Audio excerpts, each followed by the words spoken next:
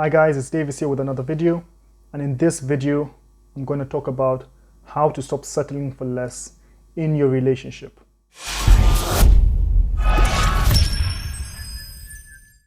Now when it comes to relationships, it's best to have your standards set before actually entering in them. Because when you set your standards when you're not in a relationship, it is about you, about what you want. So at least you know what makes you happy. That way, when you do get into a relationship, then you already know the things that you like and the things that you dislike. However, it's also not to get confused with things that you might have to compromise on. Because in relationship, compromise is a big part of it.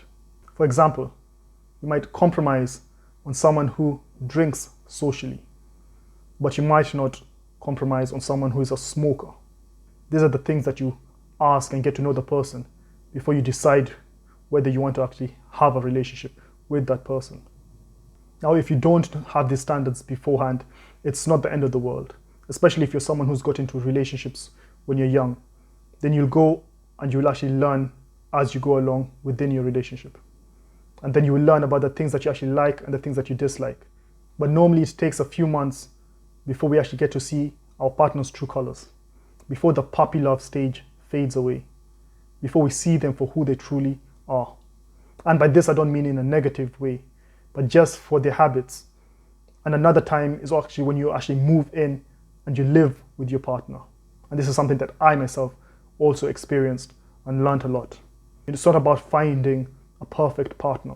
It's not about finding a perfect relationship. So that is why you have to compromise. However, there are some things that you should not compromise under any circumstance. Now, these are things like physical abuse, things like verbal abuse. These are things that you should not tolerate. These are things that if you're going through this, then you need to get out as soon as you can. It may not be easy. You may not be able to actually see the full picture. You may be scared, but you need to know that you can actually get out. You have a choice to leave or to stay. You should not stay in a toxic relationship just because you're scared of being lonely. Because that is like drinking poison just because you're thirsty. You need to believe that there's other people out there, people that you will be able to find, that you will be able to have a relationship with. You need to have a growth mindset in that regard. Now, things will happen in relationships, mistakes will be made. However, there are things that you can forgive and there are things that you cannot forgive. So you need to know the difference. You need to draw your line, to know your standards beforehand, because this will make it easier for you to know when you need to leave and when you need to stop settling for less than you deserve. Your relationship should be there to help both of you get better. You should both be improving, both as individuals and as a couple. Your partner should support and help lift you up when you're feeling down. They should be there when you need them and not make you feel small or inferior. And you likewise should do the same. So think about your relationship.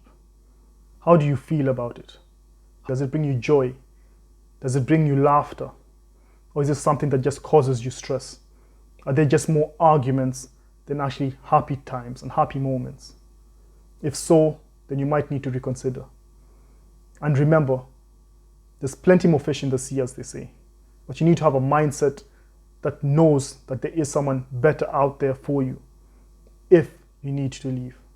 That it's not the end of the world if you were to leave your relationship.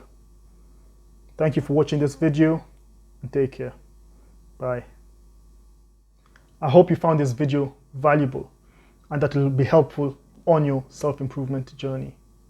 Please like and subscribe and share the video to help it reach more people and also help our channel grow so that we can help improve other people's lives.